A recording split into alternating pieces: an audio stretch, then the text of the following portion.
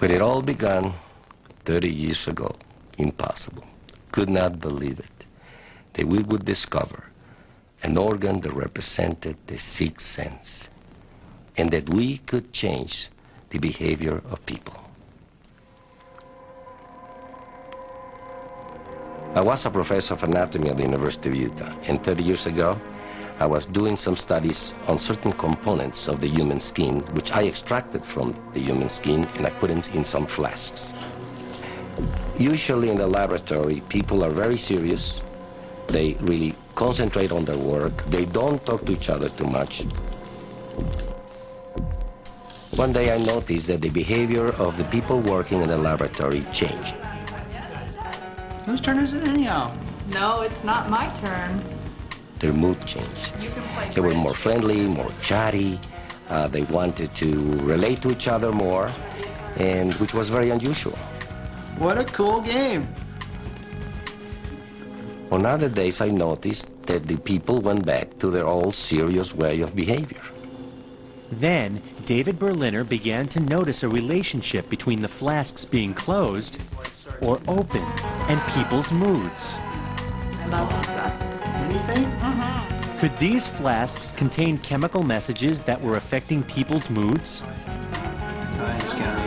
He wondered if he'd possibly stumbled onto human pheromones, but his work at the time prevented him from following up on the hunch. I like anything on pizza. No, but I've had So I put the flasks in the deep freeze for the next 30 years. Someday, he hoped to investigate if these skin extracts might contain human pheromones. Throughout the animal world, scientists know that pheromones have great influence on regulating behavior.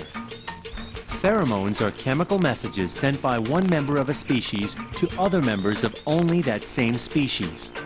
Pheromones influence many different types of behavior, often setting the cues for sexual and mating activity. Lion to lion. Pig to pig.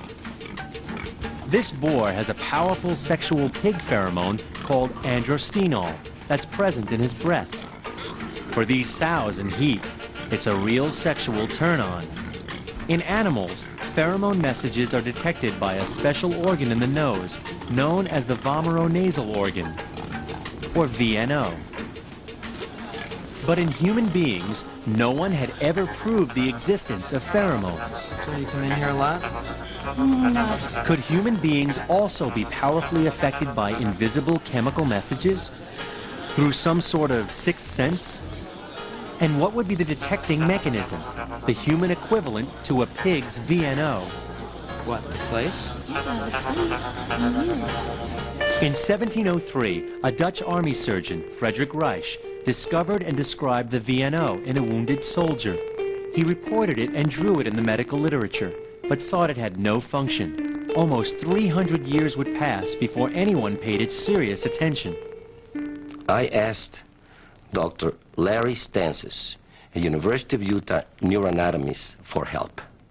I told David that we would first have to find something to receive the pheromones, something equivalent to the animal VNO. My colleagues began to peer up the noses of hundreds of humans. And to our amazement, they found VNOs in all of them.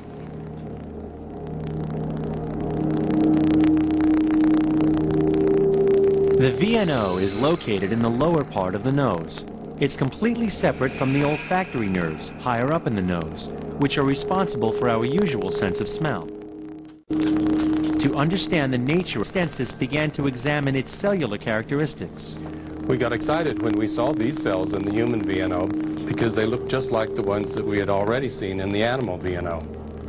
And here are the cells which look just like receptor cells. It's on this actual surface that we think that activation by pheromones has to occur. Maybe just like other animals, humans could accept odorless chemical messages that could influence our brains and our bodies. For help, David Berliner turned to physiologist Luis Montiblanc, who was about to leave the country to return to his home in Uruguay. Berliner begged him to stay to find any sign that the VNO might be a responsive, working organ. Monty Block designed a device that could deliver minute amounts of different substances as small as a few molecules directly to just the VNO. If the VNO responded, this device could measure electrical impulses at the point of contact. Different substances were tested in experiments to see if the VNO would produce a response.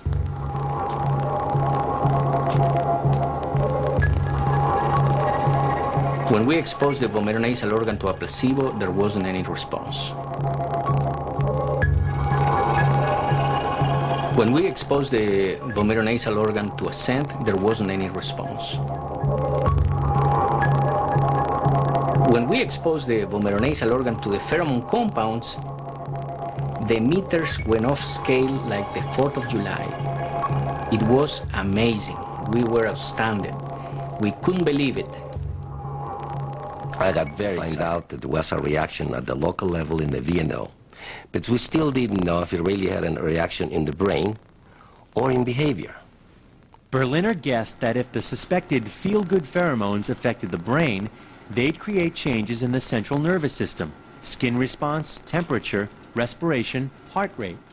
As we explored these brain responses to different pheromonal compounds delivered to the VNO, we found that they were sex-linked.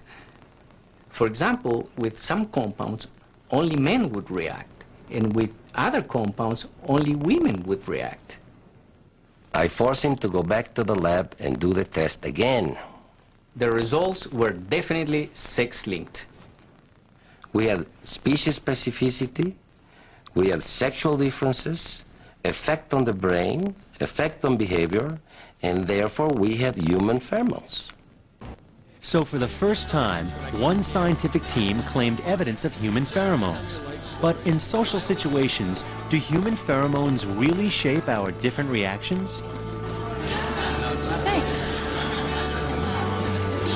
There's something about her.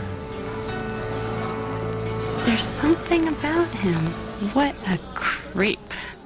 We humans have this whole system of chemical communication that nobody knew about before, which means that we're talking to each other chemically in all sorts of different ways at an unconscious level.